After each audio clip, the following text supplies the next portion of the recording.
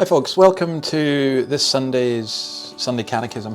We are actually going to do two questions because they really do tie together, and I think it's better to do them together. We're looking at the moral law and we are considering where it's summarized and what the summary actually is. So let me read the questions. Question 41, where is the moral law summarized?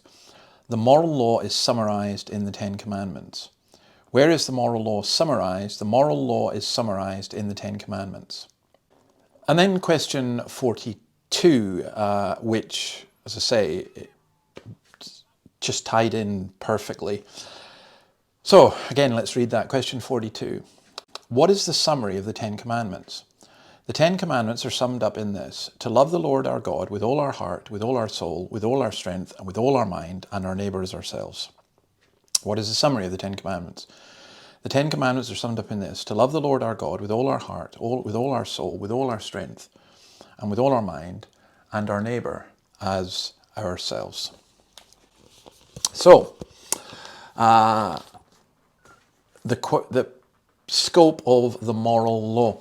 Now, I find it very interesting. We live in a society which is very interested in morality, and people talk about morality and even things being immoral.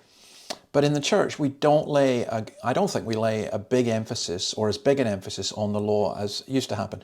Indeed, I was listening to a sermon this morning from someone who is arguing that we don't need to preach the law to non-Christians.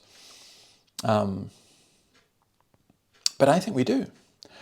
I think the law is a schoolmaster to lead us to Christ. I think God's law is given for all of humanity. I think in terms of Romans 2, it's written on people's hearts.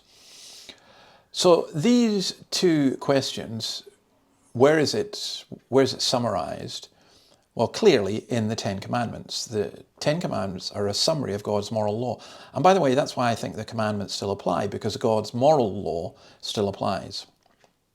And what is the sum of those commandments? To love the Lord our God with all our heart, soul and mind, and so on. And of course, the text that comes out of that is in Matthew, or that comes from Matthew 22 and at verse 37. Let me just read that to you. Jesus replied, love the Lord your God with all your heart, with all your soul, and with all your mind. This is the first and greatest commandment. And the second is like it: love your neighbour as yourself. All the law and the prophets hang on these two commandments. So Jesus actually summarizes it in two commandments: to love God with all our heart, all our soul, all our mind, all our strength, and to love our neighbour as ourselves.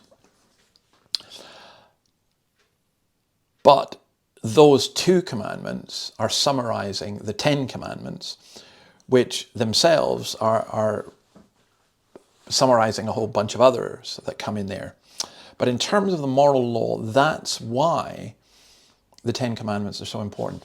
And you see, that's so countercultural in our culture, because people say, oh, well, I'm all for love. And, love your neighbour. That's a great thing. Well, how do you love your neighbour?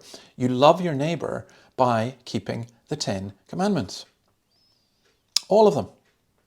They're a guideline to us. Now, of course, we can't, because we are sinful, and that's why we need forgiveness and we need Christ. But when we become believers, the moral law is not negated. It's not done away with. It can't save us, but it tells us what God's standards are.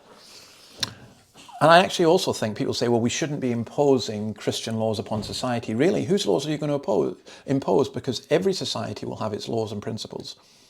And it seems to me that the moral law of God imprinted on every human heart and summarized in the Ten Commandments is actually an incredibly good basis to I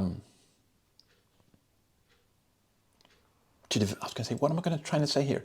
It's a good basis to develop our society's morality on.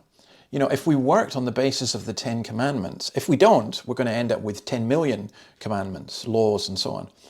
The Ten Commandments doesn't mean that we just have them and nothing else, but it means that as basic principles for our society, I think it would work a lot better.